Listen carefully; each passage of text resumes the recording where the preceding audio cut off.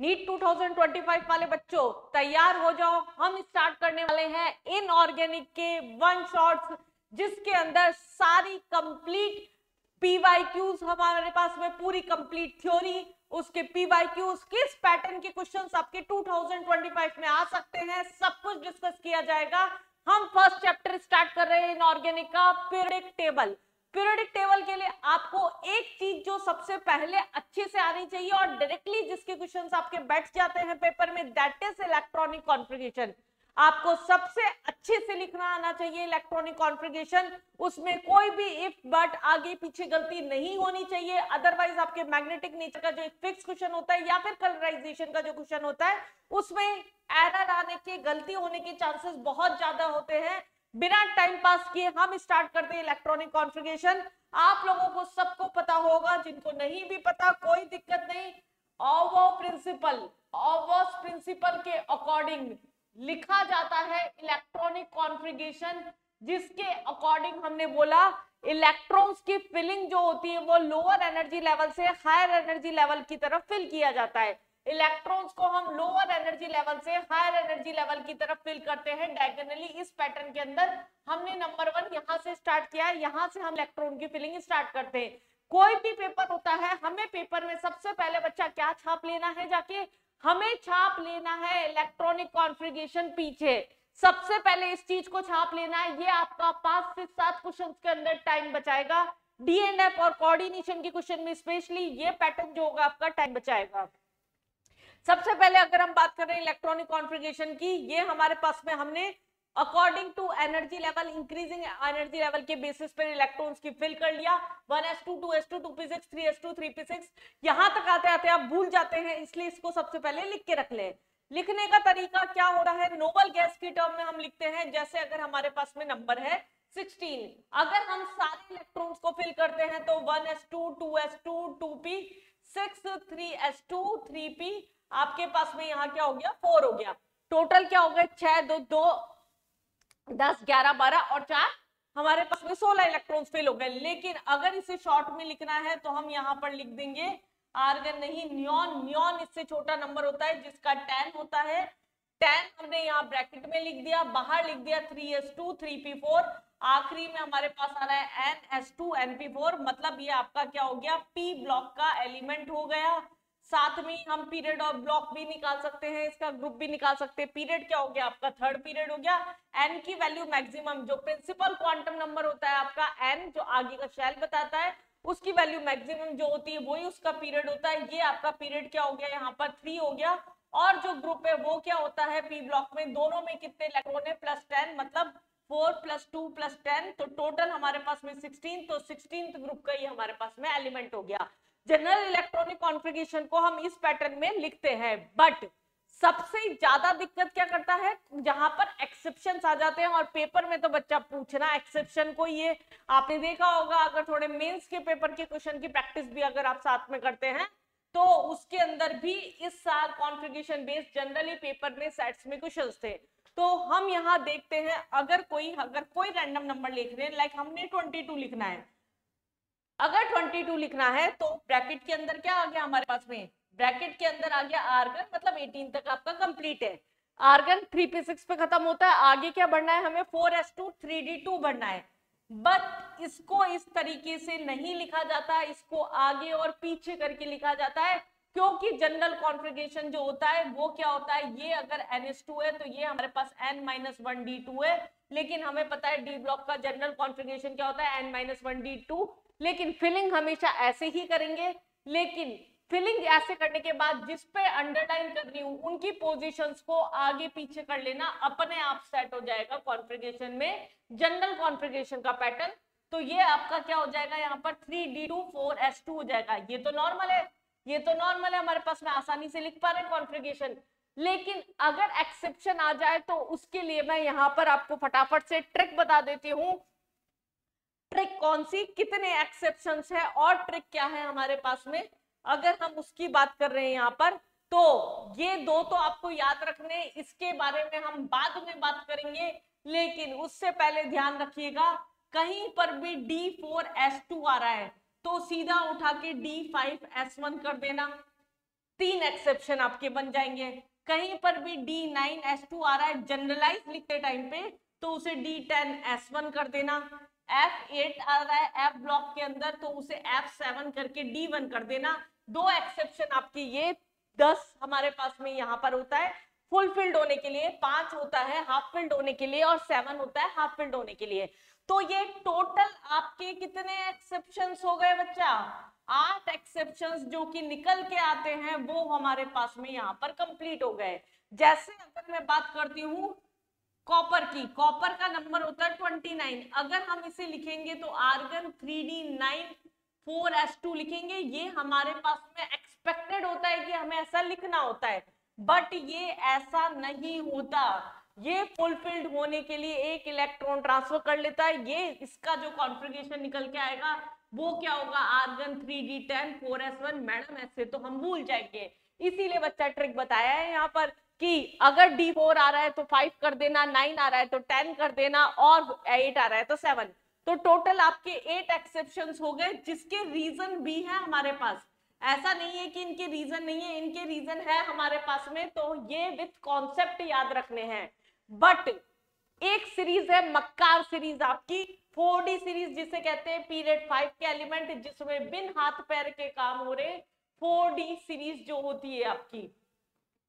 4D series में देखते हो 4D 3 की जगह 4 आ जाता है, 6 की जगह 7 आ जाता है, 7 की जगह 8 आ जाता है, 8 की जगह यहाँ पर 10 आ जाता है। तो इस सीरीज में कोई रूल अप्लाई नहीं होता है। 4D सीरीज का ट्रिक बता देती हूँ। जहां पर भी 4D है हमारे पास में 4D हैज नेवर पावर 3 की टेबल 3 6 9।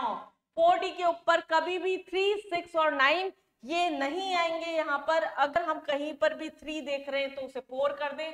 अगर हमारे पास में यहाँ पर अगर हम बात कर रहे हैं जनरलाइज लिखते टाइम पे ये आ रहा है 3D3, अगर हमारे पास में 4D3 आ रहा है, अगर इन केस अगर हमारे पास में यहाँ पर क्या है 4D3 आ रहा था, फिर क्या आ रहा है आपके पास में 5S2 आ रहा है।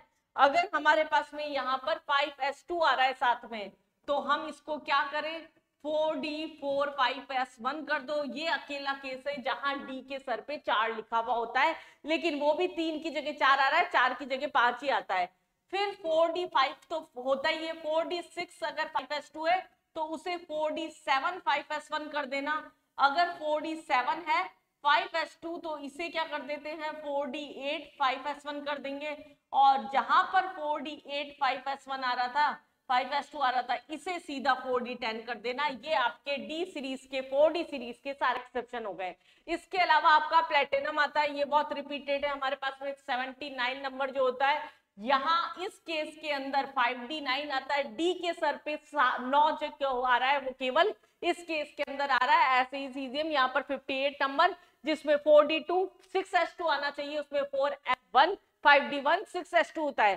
तो ये जो है आपको पेज छपा हुआ होना चाहिए पेपर में जाने से पहले, क्योंकि मोस्ट प्रोबेबली एक क्वेश्चन आपका इधर से ही सेट होगा। डायरेक्टली इलेक्ट्रॉनिक कॉन्फ़िगरेशन आ रहा है, आइदर मिला के आ रहा है कि इसमें से कौन से आयंस कलराइजेशन वाले हैं, कलर्ड आयन फॉर्मेशन बना रहे हैं या मैग्नेटिक प्रॉपर्टी रख रहे हैं। इस तरह का भी कोई क्वेश्चन सेट होता है तो उसके लिए हमें कॉन्फ़िगरेशन लिखना अच्छे से आना चाहिए। तो ये तो बात हुई पीरियोडिक टेबल स्टार्ट जो मैंने करना था उससे पहले आपको दिया बोनस। बोनस मतलब ये पोर्शन जो है आपको पीरियोडिक टेबल से पहले पढ़ाया गया है, जिससे आप कॉन्फ़िगरेशन बेस्ड कोई भी क्वेश्चन पीरियोडिक में आ रहा है तो उससे रिलेटेड कोई भी गलती ना करें। फटाफट से हम बिना टाइम वेस्ट किए अगेन स्टार्ट करते हैं। यहाँ पर इलेक्ट्रॉनिक कॉन्फ़िगरेशन के बाद में periodic table and periodicity, periodic classification of elements. वैसे तो जनरली मैं ये बोलती हूँ कि आपको हिस्ट्री नहीं पढ़ के जानी, कम हमारे पास में क्वेश्चंस आते हैं, लेकिन क्योंकि इस बार मेंस में 2025 के 2 सेट के अंदर हमारे पास में क्या किया, लॉथर मेयर कर्व का प्रिंसिपल पूछ लिया कि किसके बेसिस पर है, सिमिलरली मेंडलियन पीरियोडिक टेबल किसके बेसिस पर है। तो आपको एक बार मैं बोलूंगी गो थ्रू करके जाइए आराम से। एक बार हम जानते हैं नीट में इस बार पेपर का लेवल थोड़ा सा अच्छा होने वाला है, तो हमारी लेवल की जो तैयारी है वो उसी लेवल पे होनी चाहिए। मेंडलीव पीरियोडिक टेबल की अगर हम बात कर रहे हैं यहाँ सबसे पहले उससे पहले सबसे पहले डेवलपमेंट की बात करते हैं तो सबसे पहले हमारे पास में क्या आया, हालांकि ये ना भी पढ़ूं मैं तो चल जाएगा, डोमिनेट ट्रेड आया। तीन तीन के एलिमेंट्स के अंदर हमने एलिमेंट्स को इस तरीके से अरेंज कर दिया कि फर्स्ट और नेक्स्ट एलिमेंट जो थर्ड एलिमेंट है उनका एवरेज जो होगा वो सेंट्रल एलिमेंट का एटॉमिक मास होगा। दूसरा हमारे पास में न्यूलैंड लॉ ऑफ ऑक्टेव आया, उसके अकॉर्डिंग बोला कि हर फर्स्ट एलिमेंट अपने से एट्थ एलिमेंट तक रिजेंबल प्रॉपर्टी शो करता है, लेकिन इसको अप टू कैल्शियम ही अप्लाई कर सकते थे। डी ब्लॉक के एंट्री होते ही इसको रिजेक्ट कर दिया गया, तो इसको भी हमने हटा दिया। देन हमारे पास में आया लॉथर-मेयर कर्व, जहां पर प्लॉट किया गया एक ग्राफ जिसमें एटॉमिक मास और वॉल्यूम के बेसिस पर ग्राफ प्लॉट किया गया। मासेस अगेंस्ट एटॉमिक वॉल्यूम, मतलब हमने डेंसिटी के बेसिस पर क्या किया, इसको बना लिया। ये ध्यान रखिएगा कि लॉथर-मेयर कर्व को किस प्रिंसिपल के बेसिस पर सेट किया गया है, जहां पर टॉप पे हमारे पास में एल्कलाइन मेथड्स रखे, बॉटम पे ट्रांजिशन एलिमेंट्स असेंडिंग और डिसेंडिंग ऑर्डर में यहाँ पर हैलोजेंस रखे गए। लेकिन ग्राफिकली किसी भी पीरियोडिक टेबल को याद रखना बच्चा आसान नहीं है, तो इसलिए इसको भी क्या कर दिया गया, रिजेक्ट कर दिया गया। और फिर उसके बाद में हमारे मेंडलीफ बाबा आए, जिन्होंने पूरा पीरियोडिक टेबल बहुत ही तमीज से बहुत ही अच्छे से आपको परोस के दिया था, लेकिन उसके भी कुछ ड्रॉबैक्स रह गए थे। यहाँ पर पीरियड्स ग्रुप्स अच्छे से क्लासिफाइड कर दिए थे, पर कुछ ऐसी प्रॉपर्टीज थी जो कि सेम प्रॉपर्टीज रख रही थी लेकिन अलग ग्रुप में रखी गई थी। दूसरा हमारे पास में यहाँ पर सेपरेट आइसोटोप्स की पोजीशन के बारे में कोई आइडिया नहीं था। हाइड्रोजन की पोजीशन एग्जैक्टली फर्स्ट या सेवंथ ग्रुप में आ रही है, उसका कोई आइडिया नहीं था। कुछ ड्रॉबैक्स के अलावा मेरिट्स भी थे कि कुछ एलिमेंट्स जो पीरियोडिक टेबल में नए इन्वेंट किए जाएंगे आगे, उसके लिए एक अलग से स्पेस रखी थी। तो ये थियोरेटिकल पार्ट है आपका। मेन चीज आपको क्या याद रखनी है, यहाँ पर मेन चीज आपको याद रखनी है कि एटॉमिक मास के बेसिस पर बच्चे भूल जाते हैं आप लोग जनरली ये कि एटॉमिक मास के बेसिस पर मेंडलीफ पीरियोडिक टेबल को अरेंज किया गया था, लेकिन मॉडर्न पीरियोडिक टेबल आपकी जो है उसको किसके बेसिस पर अरेंज किया, बताएं फटाफट, एटॉमिक नंबर के बेसिस पर यहां पर उसको अरेंज किया गया। लॉन्ग फॉर्म ऑफ जो पीरियोडिक टेबल है हमारे पास में जो दी गई थी मॉजलेस के थ्रू, उसके अकॉर्डिंग यहाँ पर एटॉमिक नंबर के अकॉर्डिंग पीरियोडिक टेबल को अरेंज किया गया। और यहाँ पर बोला कि फिजिकल और केमिकल प्रॉपर्टीज जो भी एलिमेंट्स की होती है वो उसके एटॉमिक मास का फंक्शन होती है। यहाँ क्या बोला, सॉरी, उसके एटॉमिक नंबर का फंक्शन होती है। आपको क्या याद रखना है, केवल ये डब्बे वाला वर्ड याद रखना है कि एटॉमिक नंबर के बेसिस पर हमने मेंडलीफ के बाद मॉजले की जो मॉडर्न पीरियोडिक टेबल है उसको अरेंज किया। यहां तक थ्योरी पार्ट मजे चल रहे थे। अब स्टार्ट होती है असली कहानी। यहां से स्टार्ट होते हैं आपके क्वेश्चन, ट्रेंड्स बेस्ड क्वेश्चन होते हैं पीरियोडिसिटी में। ट्रेंड्स बेस्ड क्वेश्चन अगर आप रट्टा नहीं मार के जा रहे हैं ना, इनऑर्गेनिक को समझ के जा रहे हैं, तो एक भी क्वेश्चन आपका गलत नहीं होगा। एक्सेप्शंस की भरमार ट्रिक बताने वाली हूं मैं इन सारे लेक्चर्स में। बॉन्डिंग की सारी शॉर्ट ट्रिक्स बताने वाली हूँ, पेपर में बहुत जल्दी करा सकती हूँ मैं केमिस्ट्री को। सारे चैप्टर्स में आपके कंप्लीट कराऊंगी। पीरियोडिक से हमने स्टार्ट किया है, मैं आपको last principle related to practical chemistry तक लेके जाऊंगी और कोशिश करूंगी मेरे इन्हीं लेक्चर से आप 180 आउट ऑफ 180 क्रैक करके आए नीट के पेपर के अंदर। मेरा एक्सपीरियंस 15 साल का निचोड़ के दे रही हूं आपको 15 दिन के अंदर, जिससे कि आप अच्छे से अच्छा करके आ पाए। उसके लिए आपको मेरा चैनल सब्सक्राइब करना पड़ेगा। ये स्पेसिफिक कैटलाइजर इंस्टीट्यूट के चैनल पे मैं ऑलरेडी बोर्ड्स के, जेई के, एडवांस के, मेंस के कंटेंट डाल रही हूँ, लेकिन ये स्पेसिफिक चैनल स्पेसिफिकली आप फ्यूचर डॉक्टर्स, नीट वाले एस्पिरेंट्स के लिए बनाया गया है। केवल स्पेसिफिकली केमिस्ट्री का जो चैनल को फटाफट से सब्सक्राइब कर लीजिए आगे के लेक्चर्स के लिए। चलिए पीरियोडिसिटी की बात करते हैं। पीरियोडिसिटी हमारे पास में क्या बोलती है, पीरियोडिसिटी हमारे पास में ट्रेंड्स बता रही है। डाउन दी ग्रुप क्या हो रहा है, कोई भी प्रॉपर्टी, अलोंग दी पीरियड क्या हो रही है। डाउन दी ग्रुप हमारे पास में जा रहे हैं, एटॉमिक साइज बढ़ रहा है, कम हो रहा है, आईपी बढ़ रही है, कम हो रही है, इलेक्ट्रॉन गेन एंथैल्पी बढ़ रही है, कम हो रही है। और जहां हमने रटा मारा वहां क्वेश्चन आपके गलत, तो उसको सही कैसे किया जाएगा ये पढ़ेंगे हम। यहाँ पर पीरियोडिसिटी पढ़ने से पहले, हम यहाँ पर स्टार्ट करने से पहले जो एक बार गो थ्रू कर लेते हैं चारों ब्लॉक्स। एस ब्लॉक एलिमेंट है, एल्कलाइन मेटल्स और एल्कलाइन अर्थ मेटल्स दो ग्रुप प्रेजेंट है। पी ब्लॉक एलिमेंट है, इसमें 13 to 18 आते हैं हमारे पास में। ग्रुप 13 को बोरोन फैमिली, ग्रुप 14 को कार्बन फैमिली, ग्रुप 15 को हम नाइट्रोजन फैमिली जिसको नाइट्रोजन्स भी बोलते हैं, ग्रुप 16 को ऑक्सीजन फैमिली जिसको चैल्कोजेंस भी बोलते हैं, ग्रुप 17 को हैलोजेंस एंड ग्रुप 18 को नोबल गैसेस बोलते हैं। देन हमारे पास आता है डी ब्लॉक। डी ब्लॉक का जनरल इलेक्ट्रॉनिक कॉन्फ़िगरेशन होता है n-1, डी के ऊपर पावर 1-10 और ns 1 to 2।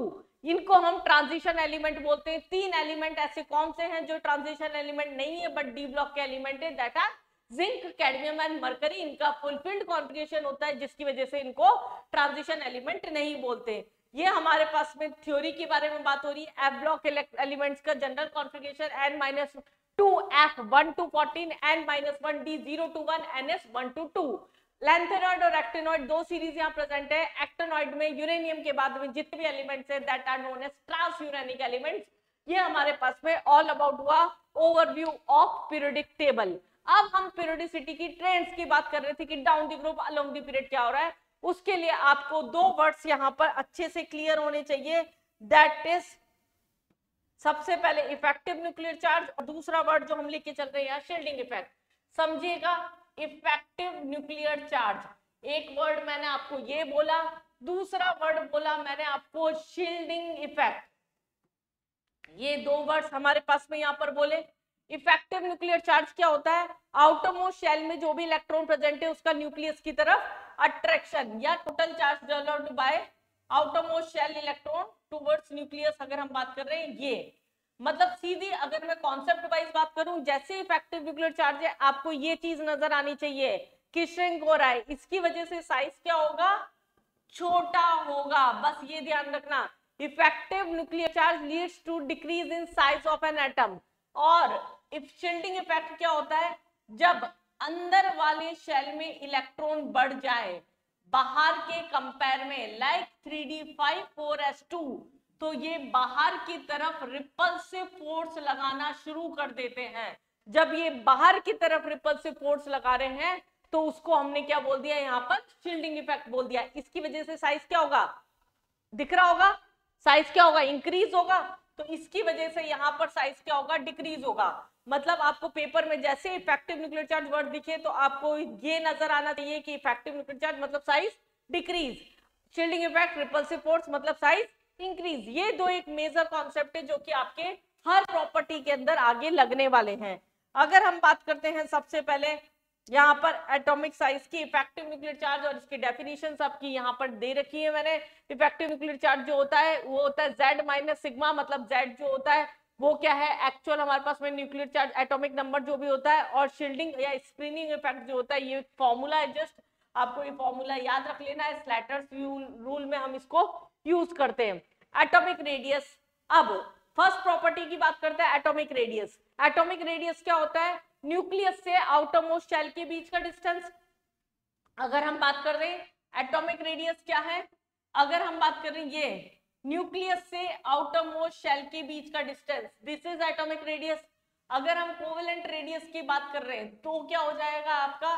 दो एटम से बराबर बराबर बनाना, यहाँ पर इन दोनों के बीच का जो डिस्टेंस है इसका हाफ जो है वो क्या होगा? कोवेलेंट रेडियस होगा। और अगर दो एटम्स आपस में वॉन डर वाल फोर्स से अट्रैक्टेड हैं तो इन दोनों के बीच का जो डिस्टेंस है, मतलब ये वाला जो डिस्टेंस है इसका जो हाफ होगा वो क्या हो जाएगा आपका? यहाँ पर इसका जो हाफ होगा वो क्या हो जाएगा आपका? वॉन डर वाल रेडियस हो जाएगा। अगर हमारे पास शेल्स के नंबर कभी भी सेम है, मतलब अगर एक ही एलिमेंट की बात कर रहे हैं, ऐसे देखा होगा ना, अगर किसी एटम का रेडिया है, एटॉमिक रेडियस, कोवेलेंट रेडियस और वॉन डर वाल रेडिया है, अगर ऑब्जर्व किया गया तो उनका ऑर्डर क्या होगा? तो वॉन डर वाल रेडिया सबसे बड़ा होगा, देन कोवेलेंट रेडिया होगा, देन एटॉमिक रेडिया होगा। एक कॉन्सेप्ट आपको क्वेश्चंस के लिए बच्चा ये याद रखना है। दूसरा क्या याद रखना है यहाँ पर? डाउन द ग्रुप जाने पर क्या होगा और अलोंग द पीरियड आने पर क्या होगा। अगर हम डाउन द ग्रुप जा रहे हैं तो एटॉमिक रेडियस क्या होगा? अगर हम बात कर रहे हैं atomic radius down the group जाने पर इंक्रीज होगा। क्यों? क्योंकि यहाँ पर शेल्स के नंबर बढ़ते जा रहे हैं, 1s1 2s1 3s1 4s1 5s1 इस तरीके से।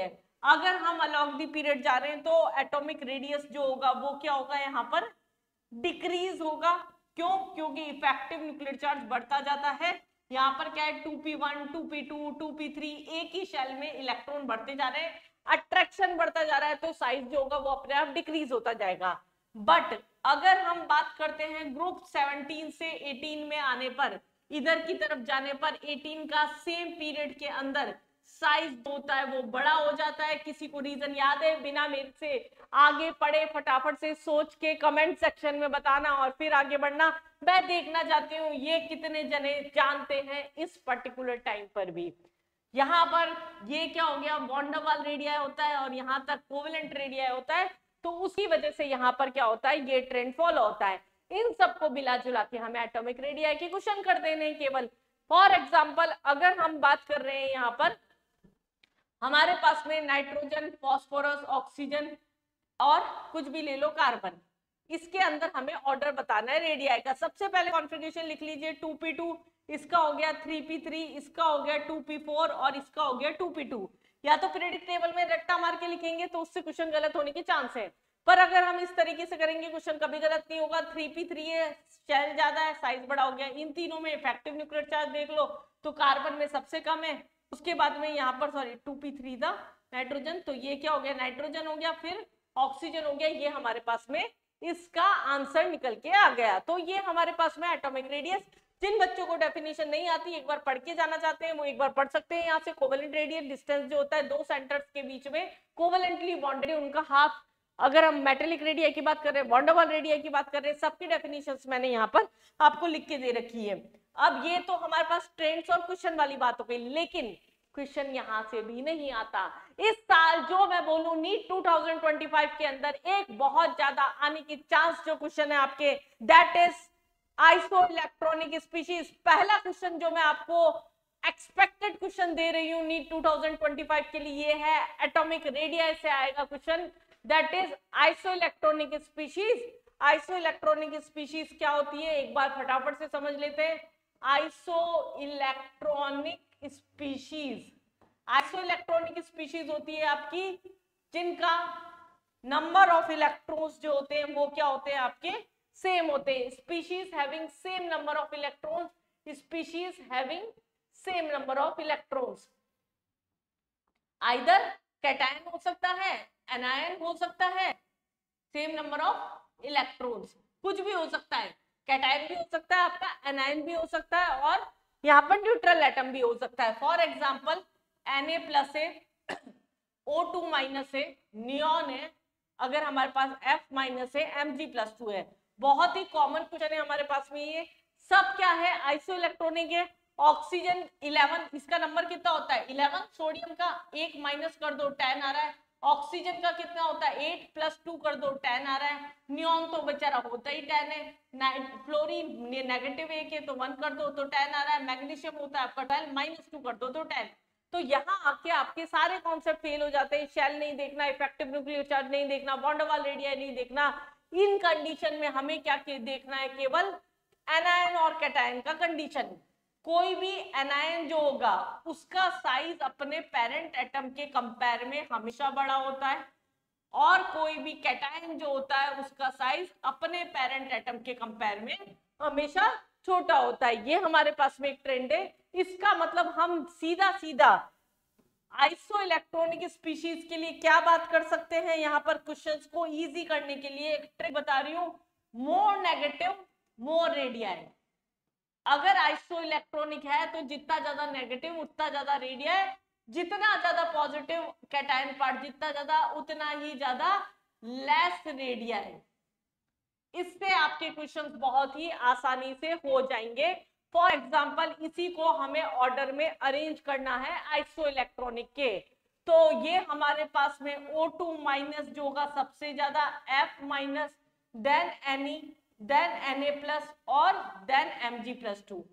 मतलब ये दो क्वेश्चन है ना, दो क्वेश्चन की ट्रेंड बता रही हूं मैं। एक क्वेश्चन आपका होता है यहाँ पर Cl माइनस, आर्गन, Ca+2 ऐसा होता है। ये पे हो सकता है ये क्वेश्चन आपका पेपर में आ जाए, Cl माइनस हो गया आपका, S2 माइनस हो गया और K प्लस। ये दो रिपीटेड क्वेश्चन है जिसमें पेपर में कभी ऑप्शन तक चेंज नहीं कर रहे हैं, तो ये आपको तो बहुत आराम से आने चाहिए। आंसर क्या हो जाएगा, O2 minus, S2 minus, then Cl minus, then argon, then उसके बाद में K प्लस और देन Ca+2। ये हमारे पास में क्या हुआ, आइसो इलेक्ट्रॉनिक स्पीशीज के क्वेश्चंस हो गए। डी ब्लॉक में वेरिएशन अलग तरीके से चलता है, जो इसी में हम D block, D and F block जो पढ़ेंगे उसमें पढ़ेंगे कि स्टार्टिंग के 4 एलिमेंट का सेम हो जाता, यहाँ पर डिक्रीज होता है, मिडिल एलिमेंट्स का लगभग सेम होता है, लास्ट के एलिमेंट्स का एकदम से इंक्रीज हो जाता है, वो हम वहां पर डील कर लेंगे डी एंड एफ ब्लॉक के अंदर। नेक्स्ट हम आयनिक रेडिया जो हमने पढ़ा, कैटायन और एनायन के बीच में कैसे क्या फॉर्म होता है, कैटायन इलेक्ट्रॉन की लूज करने के बाद एनायन इलेक्ट्रॉन की गेन करने के बाद बनता है, इसका पेरेंट एटम के कंपेयर में साइज छोटा होता है, बड़ा होता है, ये सब हमने पॉइंट्स यहाँ पर लिख रखे हैं, आप एक बार इसमें से रीड कर सकते हैं आराम से। तो ये हमारे पास में क्या थी, एटॉमिक रेडियस था, इसकी फर्स्ट प्रॉपर्टी। बने रहिएगा लेक्चर में, इसी लेक्चर में मैं लास्ट में आपको 2024, 23, 22 की नीट की प्रीवियस ईयर के क्वेश्चंस करवाने वाली हूँ। इसी लेक्चर से आपके सारे क्वेश्चंस हो जाएंगे, आपको कुछ उठाने की जरूरत नहीं है। लगे रहिए, डटे रहिए मेरे साथ में, और केमिस्ट्री पेपर में एफोर्ड के आइए। आयनाइजेशन पोटेंशियल, ये थोड़ा सा दिक्कत करता है आपको, लेकिन समझते हैं। डेफिनेशन क्या बोलती है यहाँ पर, किसी भी न्यूट्रल गैसेज एटम में से एक इलेक्ट्रॉन को निकालते टाइम पे कितनी एनर्जी रिक्वायर्ड है। वर्ड इंपॉर्टेंट क्या है, required. Energy required to remove an electron from outermost shell of neutral gases atom is known as ionization potential। इसको हम क्या बोलते हैं, कोई भी मेटल में से एक इलेक्ट्रॉन निकाला दैट इज Ip1, फिर एक इलेक्ट्रॉन और निकाला Ip2, फिर एक इलेक्ट्रॉन और निकाला Ip3। जैसे जैसे इलेक्ट्रॉन निकलते जाएंगे साइज छोटा होता जाएगा, Ip बढ़ता जाएगा। तो जनरली क्या होता है, ये ट्रेंड चलता है 3 to 1, बट जनरली जैसे ही मैंने वर्ड यूज कर दिया, असर्शन रीजन में ध्यान रखिएगा, इसे हमेशा अप्लाई नहीं करते। जैसे ही मैंने वर्ड जनरली यूज किया, इसका मतलब इसे हम रेगुलरली अप्लाई नहीं कर सकते। आईपी किस किस पर डिपेंड कर सकता है, साइज पर डिपेंड कर सकता है। आपका आईपी साइज जितना बढ़ता जाएगा, इफेक्टिव इलेक्ट्रॉन उतना आसानी से निकल जाएगा, तो एनर्जी कम लगेगी। इफेक्टिव न्यूक्लियर चार्ज जितना ज्यादा, शील्डिंग इफेक्ट के इनवर्सली प्रोपोर्शनल। अगर हाफ फील्ड या फुल फील्ड है हमारे पास में, तो उनके डायरेक्टली प्रोपोर्शनल। ये कुछ कॉन्सेप्ट्स लगते हैं आईपी के फैक्टर देखने के लिए। तो सबसे पहले अगर हम यहाँ पर वापस बात करते हैं, डाउन द ग्रुप जाने पर आईपी क्या होगा, डाउन द ग्रुप जाने पर आईपी क्या होगा, आपका डिक्रीज होगा, क्योंकि साइज बढ़ता जा रहा है, इलेक्ट्रॉन आसानी से भाग लेंगे तो भाग जाने दो भाई, आईपी को डिक्रीज करवा दो, और इधर की तरफ क्या होगा, नॉर्मल ट्रेंड में इंक्रीज होगा। ये एक एंडोथर्मिक प्रोसेस है, एनर्जी रिक्वायर्ड है यहाँ पर, ये भी एक पॉइंट है जो ध्यान रखने का है। अब जब हम बात करते हैं इधर की तरफ इंक्रीज हो रहा है, मतलब ग्रुप 13, 14, 15, 16, 17 इधर की तरफ इंक्रीज होना चाहिए, इंक्रीज होना चाहिए, इंक्रीज होना चाहिए। बट बाबा रे, ये आ गया हमारे पास एक्सेप्शन वाली कहानी, जिसे आप एक्सेप्शन करके रट्टा मारते हैं। ग्रुप 15 का 16 के कंपेयर में ज्यादा होता है, तो ये 2p3 है हमारे पास में, np3 है, या हाफ फील्ड होने की वजह से अपने आगे और पीछे वाले से ज्यादा होगा। मैडम हमें तो याद है, हम फिर भी नेगेटिव करके आते हैं इन क्वेश्चंस में। अब क्यों नेगेटिव करके आते हैं उसका रीजन बताती हूँ, कि हाफ फील्ड को देखने के बाद, खुश होने के बाद में भी क्यों हो जाते हैं क्वेश्चन नेगेटिव। जैसे नाइट्रोजन है, फ्लोरीन है, ऑक्सीजन है, कार्बन है, इसके आपको IP1 का अगर ऑर्डर बताना है, तो सबसे पहले हमें क्या कर लेना है, कॉन्फ़िगरेशन लिख लेना है। कॉन्फ़िगरेशन क्या है इसका, 2p2, इसका 2p4, यहाँ पर 5, सॉरी, इसका कॉन्फ़िगरेशन क्या है, यहाँ पर फ्लोरीन था 2p5, इसका 2p4 और इसका 2p2। अब हमें दिख रहा है इलेक्ट्रॉन सबसे ज्यादा, इसमें इफेक्टिव न्यूक्लियर चार्ज ज्यादा, अट्रैक्शन ज्यादा, तो IP भी ज्यादा, तो सबसे पहले आ गया फ्लोरीन। अब बच्चे क्या करते हैं, जैसे ही देखते हैं यहाँ पर np3 है, तो इस कंडीशन के अंदर यहाँ पर हमारे पास में क्या हो जाएगा, 2p3 हो जाएगा। अगर यहाँ पर 2p3 है, ये पहले आना चाहिए था, लेकिन ये क्या है, यहाँ आता है, फिर ऑक्सीजन आता है, कार्बन आता है, हमें लगता है 4 पहले आना चाहिए, लेकिन हाफ फील्ड की वजह से नाइट्रोजन पहले आ गया, ये तो सबको पता है। लेकिन दिक्कत करता है ये वाला गेम, इससे भी ज्यादा कर देते हो आप उठा के, हाफ फील्ड केवल अपने आगे और पीछे वाले से ज्यादा होगा, नेक्स्ट से नहीं होगा, याद रहेगा। और IP2 का अगर ऑर्डर पूछा है तो एक एक इलेक्ट्रॉन निकाल दो सब में से। फ्लोरीन में से एक इलेक्ट्रॉन निकाला 4, नाइट्रोजन में से निकाला 2, ऑक्सीजन से निकाला 2, 3, और अगर कार्बन से निकाला तो 1। अब इन चारों से ऑर्डर देखो, ऑक्सीजन सबसे ज्यादा हो गया, फिर फ्लोरीन हो गया, फिर नाइट्रोजन हो गया, फिर कार्बन हो गया। तो इस तरीके से हम आईपी के क्वेश्चंस करते हैं, आयनाइजेशन पोटेंशियल के क्वेश्चन करते हैं। अगर हमें कोई न्यूमेरिकल वैल्यू दे दी, जैसे IP of nitrogen and oxygen is, और हमें कोई भी वैल्यू दे दी, मैं अप्रॉक्स ले रही हूँ इसको, बिल्कुल वैसी वैल्यू मत मान लेना, जैसे 0.8 इलेक्ट्रॉन वोल्ट और 0.6 दे दी, यहाँ पर हमारे पास में 0.8 एंड 0.8 दे दी, अगेन हमारे पास 0.6 और 0.6 दे दी, और हमारे पास में नेक्स्ट वैल्यू यहाँ पर 0.6 एंड 0.8 दे दी। तो हमें इसमें कुछ खुलना नहीं, न्यूमेरिकल नहीं है ये। नाइट्रोजन और ऑक्सीजन के एसिड रेडियाई के एफिनिटी के सबके क्वेश्चन बनते हैं आपके यहाँ पर। तो इसके अंदर नाइट्रोजन और ऑक्सीजन की अगर हम बात कर रहे हैं यहाँ पर, तो नाइट्रोजन का हमें पता है ज्यादा होता है, तो ज्यादा वाली वैल्यू पहले और बाद वाले में सेकंड, तो फर्स्ट ऑप्शन हो जाएगा। एक इस पैटर्न के क्वेश्चन आपके यहाँ से बनते हैं। इस साल सबसे ज्यादा आंसर चांसेस आपके हैं आईपी और एटॉमिक रेडियस से क्वेश्चन आने के। इलेक्ट्रॉन एफिनिटी और नेगेटिविटी जो हो गई, नेक्स्ट प्रॉपर्टी लेके चलते हैं। अब यहाँ पर फैक्टर्स हमने सारे ले लिया, इफेक्टिव न्यूक्लियर चार्ज साइज ले लिया, शील्डिंग इफेक्ट ले लिया, पेनिट्रेशन पावर ले ली, ये सब हमने यहाँ पर इलेक्ट्रॉनिक कॉन्फ़िगरेशन कैसे यूज हो रहा है, हाफ फील्ड फुल फील्ड, वो हमने ले लिया। नेक्स्ट टर्म आती है हमारे पास में यहाँ electron gain enthalpy. Electron gain करने की टेंडेंसी, नाम से ही पता पड़ रहा है, इलेक्ट्रॉन को गेन करते टाइम पे कितनी एनर्जी लिबरेट हो रही है, दैट इज हमारे पास में इलेक्ट्रॉन गेन एंथैल्पी और इलेक्ट्रॉन एफिनिटी। वर्ड इंपॉर्टेंट क्या है यहाँ पर, ढूंढो ढूंढो ढूंढो, कहाँ गए important word. Electron gain enthalpy मतलब एनर्जी रिलीज हो रही है, नहीं दिख रहा तो मैं लिख ही देती हूँ, ये क्या होता है, एक्सो, कलर बदल देती हूँ जिससे आपको दिखे ध्यान से, ये आपका एक्सोथर्मिक प्रोसेस होता है। जब कोई न्यूट्रल गैसेस एटम एक इलेक्ट्रॉन गेन करता है तो ये बेचारा मेहनत कर रहा है इलेक्ट्रॉन को खींचने के लिए, तो इसकी तरफ से तो एनर्जी लग रही है, तो ये क्या होता है, एक्सोथर्मिक होता है।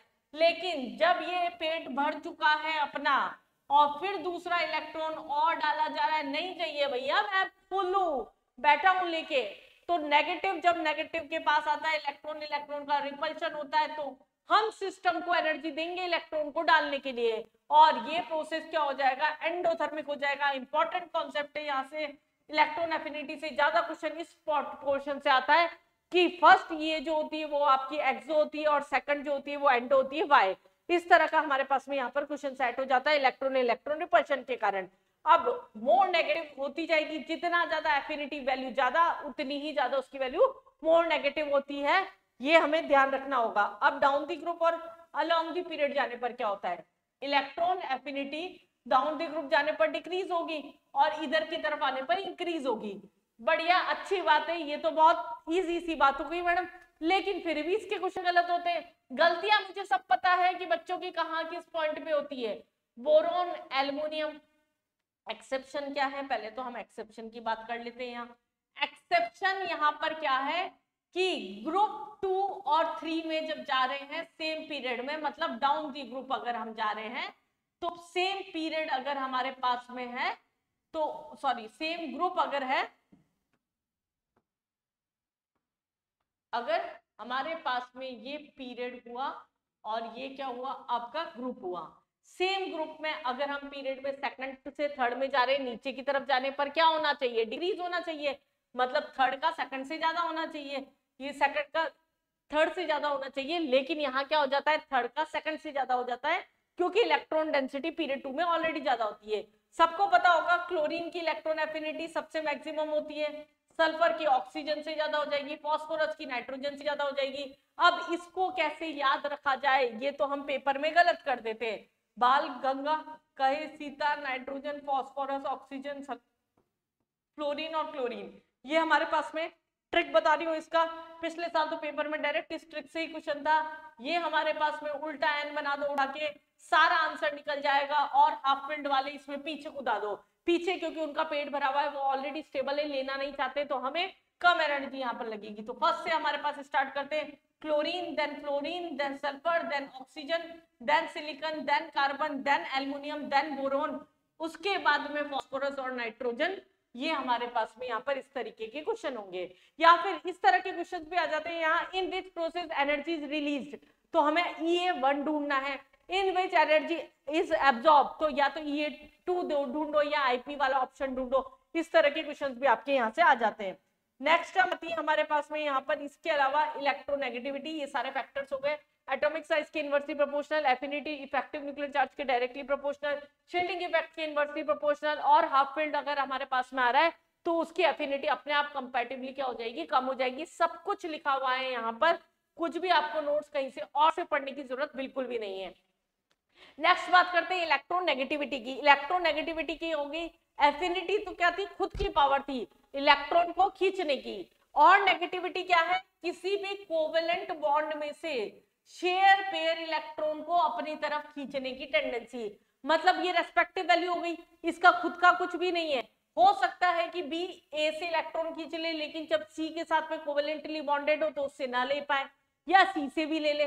तो ये क्या होती है, रेस्पेक्टिव वैल्यू होती है। तो ये हमारे पास में क्या हो गई, एक एक्सपेरिमेंटल वैल्यू है जिसको अलग अलग स्केल्स के थ्रू निकाली हुई है, molecular scale, polling scale, Alford scale. और डायरेक्टली यहाँ पर क्या बोल रखा है, डाउन द ग्रुप जाने पर ये क्या होती है, डिक्रीज होती है, और अलोंग द पीरियड इंक्रीज होती है। इनकी वैल्यूज याद होनी चाहिए, जैसे फ्लोरीन की 4 होती है, फिर क्लोरीन, और हमारे पास में FON ऑक्सीजन आता है, फिर हमारे पास में क्लोरीन आता है। तो उसके लिए और कुछ ये पॉलिंग स्केल, एल्फर्ड स्केल, इनके फॉर्मूले हैं। अभी तक इस पे क्वेश्चन हालांकि नहीं आया है, लेकिन पढ़ के जाना जरूरी है। पेपर में आपके कुछ अप डाउन होगा, 100% होगा। पॉलिंग स्केल हमारे पास में है डेल्टा, यहाँ पर हमारे पास में electronegativity of A minus B is equal to 0.208, root of bond energy A B के बीच में क्या है, again root of bond energy A और बी के बीच में क्या है। ये फॉर्मूले रट्टा मार वाले फॉर्मूले, ये आप रट्टा मार लेना। मोलिक्यूलर स्केल का फॉर्मूला है IP प्लस E/2। इसी तरीके से हमारे पास में पॉलिंग स्केल का फॉर्मूला हो गया। तो ये हमारे पास में इलेक्ट्रोनेगेटिविटी के फॉर्मूलेज हो गए। लेकिन एक ट्रिक बता रही हूं मैं, बाल, कहे, Sita, nitrogen, phosphorus, oxygen, sulphur, fluorine, chlorine. दिक्कत तो बाबा यही तो कर रहा है कि हम कैसे याद रखें, तो इसके लिए उल्ट यहाँ पर S बना दो, एस्ट्रिक बोलते हैं इसको। 1 से स्टार्ट करो। और मैं इसका शॉर्ट पैटर्न बताती हूँ, हिंदी वर्जन इसका, फोन कॉल, कल से फिर बंद, कल से फिर बंद, फिर बंद, साइलेंट अलाउ। क्या लिखे बच्चा, फोन कॉल, कल से फिर बंद, साइलेंट अलाउ। मतलब मम्मी बोल रही है कल से कोई बात नहीं करनी बच्चा फोन पे, साइलेंट पे रखो फोन, साइलेंट अलाउ है, कभी भी उठा के देख लो क्या क्या किसका किसका आया था। फोन कॉल कल से फिर बंद, साइलेंट अलाउ। मोस्ट इलेक्ट्रोनेगेटिविटी का ऑर्डर इस पैटर्न से निकाला हुआ न्यूमेरिकल वैल्यू से। ये आपको आगे तक हेल्प करेगा डायपोल मूवमेंट में। ऑर्गेनिक के अंदर ये मोस्ट ट्रेंडिंग हमारे पास में है इसके अंदर, क्योंकि यूज बहुत ज्यादा होगा इलेक्ट्रोनेगेटिविटी। ये हमारे पास में हुआ इलेक्ट्रोनेगेटिविटी। अब हम बात करते हैं कुछ अलग प्रॉपर्टीज की, लाइक ऑक्सीडेशन नंबर या ऑक्सीडेशन स्टेट जो होती है वो क्या होती है, आउटरमोस्ट शेल में कितने इलेक्ट्रॉन्स प्रेजेंट है। तो केमिकल रिएक्टिविटी के बेसिस पर जब ऑक्साइड्स बना रहा है, सल्फाइड्स बना रहा है, तो उसके नेचर देख रहे हैं। मेन इसका ऑक्साइड्स पे आपका क्वेश्चन आता है, जो मेटेलिक कैरेक्टर होता है। अगर हम बात करें मेटेलिक कैरेक्टर की, मेटेलिक कैरेक्टर आपका क्या होता है, इलेक्ट्रॉन को लूज करने की टेंडेंसी। और डाउन दी ग्रुप जाने पर क्या होता है, मेटेलिक कैरेक्टर इंक्रीज होगा, आसानी से इलेक्ट्रॉन लूज हो जाएंगे। इधर की तरफ डिक्रीज होगा, क्योंकि नॉन मेटेलिक कैरेक्टर जो होगा वो इंक्रीज होता है। हम देखते हैं पीरियोडिक टेबल में इधर वाले सारे नॉन मेटल्स, डी ब्लॉक के इधर वाले सारे जो होते हैं डी ब्लॉक तक वो मेटल्स, और जिग-जैग की फॉर्म में आपका मेटलॉइड्स वाला पार्ट होता है। सेम ऑक्सीडेशन होता है। ऑक्सीडेशन मतलब reducing agent directly proportional, reduction inversely proportional, and oxidising character directly proportional. ये भी loss of electron, again down the group जाने पर ऑक्सीडेशन करने की टेंडेंसी बढ़ती जाती है और इधर की तरफ डिक्रीज होती जाती है। अगर हम ऑक्साइड्स के नेचर की बात कर रहे हैं, ये इंपॉर्टेंट पॉइंट है। ऑक्साइड पे एक बहुत ज्यादा रिपीटेड क्वेश्चन होता है आपका। अगर हम ऑक्साइड के नेचर की बात कर रहे हैं तो ऑक्साइड्स क्या होते हैं, अगर हम लेफ्ट टू राइट जा रहे हैं, मतलब हम पीरियोडिक टेबल में ग्रुप 1 से 17 की साइड में जा रहे हैं, तो उस कंडीशन के अंदर जो आपका ऑक्साइड का एसिडिक कैरेक्टर होता है, इधर की तरफ जाने पर वो क्या होता जाता है, इंक्रीज होता जाता है। इसका ट्रिक है, ग्रुप 1 और ग्रुप 2 के जनरली बेसिक ऑक्साइड बनाते हैं, ग्रुप 16-17 वाले जो होते हैं जनरली एसिडिक ऑक्साइड बनाते हैं, और एम्फोटेरिक ऑक्साइड्स क्या होते हैं, जो एसिड बेस दोनों के साथ में रिएक्ट कर दे और न्यूट्रल जो दोनों के साथ रिएक्शन ना करें। तो ये क्या हो गए, जैसे Na2 हो गया हमारे पास में, MgO हो गया, ये क्या होते हैं हमारे पास में बेसिक ऑक्साइड होते हैं। अगर हम बात कर रहे हैं यहाँ पर यहाँ Cl2O3 हमारे पास में हो गया, ये क्या हो गए, हाईली एसिडिक ऑक्साइड होते हैं।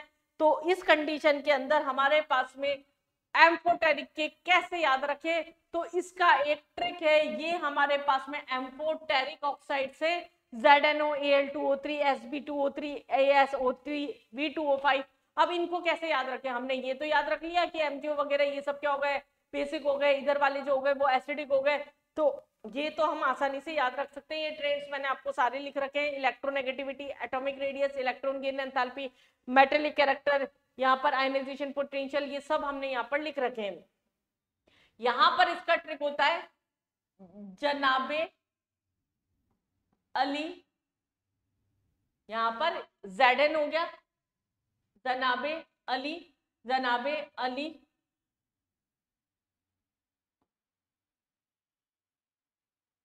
आसान वाला पंजाबी सॉन्ग गाया करो। आसान जनाबे अली सबसे एसबी आसान वाला पंजाबी सॉन्ग गाया करो। इससे आप एम्फोटेरिक ऑक्साइड्स को बहुत आसानी से याद रख सकते हैं।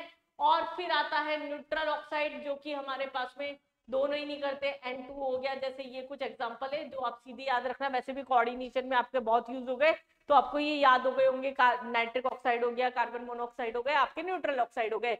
तो ये हमारे पास में जनरल ट्रेंड्स पीरियोडिसिटी की और पीरियोडिक प्रॉपर्टीज थी। इससे अलावा हम डायगोनल रिलेशनशिप की एक बात और कर लेते हैं। यहाँ पर डायगोनल रिलेशनशिप क्या होती है, पीरियड 2 के जो एलिमेंट्स होते हैं वो अपने से नेक्स्ट डायगोनली प्रेजेंट वाले पीरियड 3 के एलिमेंट के साथ रिजेंबल प्रॉपर्टी शो रखते हैं। लिथियम मैग्नीशियम के साथ बेरिलियम, एल्युमिनियम के साथ कार्बन, बोरोन सिलिकॉन के साथ, इसको हम बोलते हैं यहाँ पर डायगोनल रिलेशनशिप। तो ये हमारे पास में थे सारा थ्योरी वाला पोर्शन जो कि हमने यहाँ पर पढ़ा। थ्योरी के बाद में अब हम थोड़ा सा देख लेते हैं फटाफट से कि किस तरह के क्वेश्चंस आपके पेपर के अंदर आते हैं। पहला क्वेश्चन देखते हैं, decreasing order of atomic radii of lithium, beryllium, boron और कार्बन। हम बात करते हैं यहाँ पर लिथियम, बेरिलियम, बोरोन और कार्बन। कार्बन क्या है, 2p2 है, ये क्या है 2p हमारे पास में 1 है। बेरिलियम होता है 2s2 और ये होता है 2s1। लिथियम जो होता है वो मेटेलिक कैरेक्टर रखता है, उसका आयनिक रेडियस आपका मेटेलिक कैरेक्टर सबसे ज्यादा होता है, तो लिथियम तो हर केस में सबसे पहले होना चाहिए था। 2 ऑप्शन थे लिथियम के। फिर हमारे पास इधर की तरफ आने पर एटॉमिक रेडियस क्या होता है, यहाँ पर डिक्रीज होता जाता है, मतलब बेरिलियम और हो गया, बोरोन हो गया, कार्बन हो गया। 2024 का आपका ये क्वेश्चन था एटॉमिक रेडियस का, बहुत ही री का क्वेश्चन था आपका ये, री जो वापस हुआ था आपका धांधली के चक्कर में। Identify the correct answer from the following option, ये डायरेक्ट क्वेश्चन था। नाइट्रोजन एटम जो होता है उसकी प्रॉपर्टी पूछ ली। फ्लोरीन मॉलिक्यूल हमें पता है क्या होता है, मोस्ट इलेक्ट्रोनेगेटिव होता है, क्या इसमें ऐसा कोई ऑप्शन है, नहीं है। नाइट्रोजन जो होता है पैरा होता है, डाई होता है, इसे एमओटी से भी निकाल सकते हैं आगे। ऑक्सीजन मॉलिक्यूल जो होता है और जेनॉन एटम मोस्ट रिएक्टिव इन ग्रुप 18, ये तो हमें पता है। जेनॉन जो होता है वो क्या होता है, बहुत सारे कंपाउंड बनाता है, तो डी का आंसर तो आपका सेकंड हो गया, तो डी का आंसर तो आपका सेकंड हो गया। ये तो आपका डन था, तो 2 ही ऑप्शन थे आपके हमारे पास में, या 3 ऑप्शन थे सॉरी। उसके बाद में एक की बात कर रहे हैं नाइट्रोजन की, तो ये हाईएस्ट आईपी रखता है हाफ फिल्ड होने की वजह से। इन सब की अगर हम इन्हीं में बात कर रहे हैं तो आयनाइजेशन पोटेंशियल इसकी नाइट्रोजन की आईपी जो होती है वो ज्यादा हो जाती है ग्रुप 15 में, सही बात है। फ्लोरीन मॉलिक्यूल की अगर हम बात कर रहे हैं यहाँ पर, तो वो नेचर के अंदर क्या ऑक्सीडाइजिंग एजेंट होता है, ये स्ट्रॉन्ग ऑक्सीडाइजिंग एजेंट होता है, तो आपका आंसर क्या हो गया, डी हो गया। सारी प्रॉपर्टीज को मिक्स करता हुआ ये क्वेश्चन था आपका। अगेन क्वेश्चन आते हैं हमारे पास, increasing order of first IP, same question कराया था अभी मैंने। Nitrogen, carbon, boron, beryllium 1s2 होता है, तो इसका तो साइज ही छोटा होगा। लिथियम सबसे कम होगा क्योंकि उसका एटॉमिक रेडियस जो होता है वो बड़ा होता है, तो इसके अंदर सबसे ज्यादा क्या होगा हमारे पास में, नाइट्रोजन हो गया, नाइट्रोजन 3 में दे रखा था, फिर बोरोन आ जाएगा, तो आपका ऑप्शन क्या हो गया यहाँ पर, सीधा का सीधा बी ऑप्शन। बहुत आसानी से कर सकते थे ये सारे क्वेश्चन। तो अगला क्वेश्चन इलेक्ट्रोनेगेटिविटी का, अभी अभी एक ट्रिक बताया था, फोन कॉल कल से फिर बंद, साइलेंट अलाउ। तो फोन कॉल ढूंढ लो, कल बंद ढूंढ लो। फोन तो ये रहा FON FON FON सिर्फ एक में था, तो ऑप्शन तो सीधा ही दिख रहा था, फोन कॉल कल से फिर बंद, साइलेंट अलाउ। याद रखना, पेपर में आसानी हो जाएगी। लार्जेस्ट आयन जो कि नोबल गैस कैरी करेगा, the element expected to form largest ion to achieve nearest noble gas configuration. अगर हम बात करते हैं लार्जेस्ट आयन कौन सा बनाएगा, F जो है F माइनस बनाएगा, नाइट्रोजन दे रखा था सेकंड ऑप्शन, ये N3 माइनस बनाएगा, सोडियम एनायन नहीं कैटायन बनाएगा, ऑक्सीजन O2 माइनस, तो N3 माइनस जो होगा वो यहाँ पर क्या बनाएगा, सबसे ज्यादा एक्सपेक्टेड लार्जेस्ट साइज रखेगा जो कि नोबल गैस कॉन्फ़िगरेशन में पहुंच जाएगा। ये एक अच्छा लैंग्वेज घुमाता हुआ क्वेश्चन था आपका 2023 के अंदर। हमारे पास देखो ऑक्साइड के नेचर पूछ लिए सीधे, हमें पता है बेसिक ऑक्साइड K2 EN तो नहीं हो सकता, SN नहीं हो सकता, ऑप्शन हटा दे। न्यूट्रल ऑक्साइड के अंदर हमारे पास में यह पूछा था, करेक्टली मैच पूछा था, NO2 नहीं होगा इसके अंदर। एसिडिक ऑक्साइड में अगर हम बात कर रहे हैं Mn हो जाएगा, ऐसे हो जाएगा, Te हो जाएगा, तो फोर्थ थर्ड हो गया ऑप्शन। एम्फोटेरिक की बात कर रहे हैं तो यहाँ पर सारे ऑप्शन नहीं होंगे।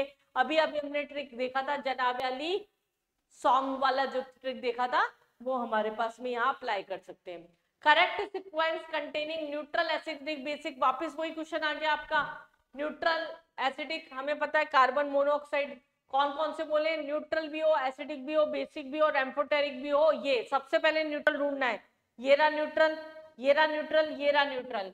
फिर आपको एसिडिक ढूंढना है, एसिडिक का मतलब या तो ग्रुप 16 और 17 का ढूंढो, मतलब ये ऑप्शन हट गया, ये ऑप्शन हट गया, इन दोनों में से आंसर होगा, ये दोनों में से आंसर होगा।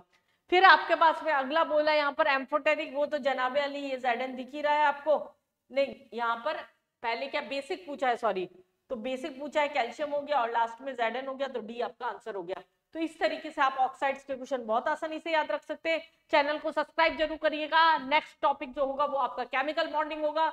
अगर आपने चैनल को सब्सक्राइब नहीं करा तो आपको आगे आने वाले सारे वन शॉट्स, सारे महामैराथन, सारी चीजें जो होगी वो गायब हो जाएगी, क्योंकि नोटिफिकेशन नहीं आ पाएगा आपके पास में। चैनल को सब्सक्राइब करना ना भूलें, क्योंकि ये आपको केमिस्ट्री में करवा सकता है 180 out of 180 score, the correct order of first IP of 4 element. अभी सेम क्वेश्चन किया था फोन कॉल वाला, फ्लोरीन का सबसे ज्यादा, देन नाइट्रोजन का, देन ऑक्सीजन का, रीजन भी बताया था। हाफ फील्ड का केवल अपने आगे और पीछे वाले से ज्यादा होता है, फ्लोरीन से नहीं होता, इफेक्टिव न्यूक्लियर चार्ज वहां डोमिनेंट हो जाएगा। From the following pair of ions which one is not an isoelectronic, बहुत ही आसान क्वेश्चन। आइसोइलेक्ट्रॉनिक कौन सा नहीं होगा, O2 माइनस F माइनस होगा, दिख रहा है, Na प्लस और Mg प्लस 2 टैन होता है, दिख रहा है, मैंगनीज और Fe3 प्लस जरूर थोड़ा, अरे क्वेश्चन सॉल्व क्यों करना था, किसी कंपाउंड पे अगर चार्ज सेम है तो वो आंसर वैसे ही हो जाएगा, क्योंकि दोनों में से इलेक्ट्रॉन निकलने के बाद हमें सेम नंबर तो आ नहीं सकता अगर डिफरेंट है तो ये भी आपका बहुत आसान क्वेश्चन था। अगला हमारे पास में अननिलियम, ये हमारे पास नॉमेनक्लेचर से क्वेश्चन था। अन को हम 1 बोलते हैं, नील को 0 बोलते हैं, फिर 101 102 ये हमारे पास में इस तरह से क्वेश्चन आ जाते हैं। इसका क्वेश्चन याद करने वाला था, ये हमारे पास में क्या हो जाएगा, ऑप्शंस है यहाँ पर, ए का आंसर बी दे रखा है, सेकंड ए बी, एक मिनट ऑप्शंस कैसे दे रखे हैं यहाँ पर, ए ऑप्शन, अच्छा बी का आंसर जो है आपका सेकंड दे रखा है, बी का आंसर सेकंड दे रखा है, नहीं होगा। आपको ये नाम याद होने चाहिए 101 के बाद वाले, इसको याद रखने वाला था क्वेश्चन। सेक्शन सी, ये हमारे पास में क्या हो जाएगा, सी हो जाएगा, डी का जो होगा वो 4 होगा हमारे पास में। डार्म स्टैंडियम जो होता है इसका नाम होता है, ये एक रट्टा मार क्वेश्चन था आपका। तो मतलब आप ट्रेंड्स बेस्ड इस तरह के कोई भी क्वेश्चन जो थे वो बहुत ही आसानी से कर सकते थे यहाँ पर। और यहाँ खत्म होता है आपका पीरियोडिक टेबल एंड क्लासिफिकेशन। अगर आपने ये आधा पौन घंटा भी मुझे दिया है तो बच्चा आपका डन हो चुका है एक चैप्टर। इस तरह से सीक्वेंस में हम 20 के 20 चैप्टर करेंगे, डन डन आडन, और आपका केमिस्ट्री का स्कोर बढ़ा सकती हूँ मैं बहुत ही आसानी से। चैनल को फटाफट से सब्सक्राइब कर लीजिए, अगर नहीं किया तो चूक जाएंगे, इसलिए बच्चा सब्सक्राइब करिए और नेक्स्ट लेक्चर में मिलते हैं।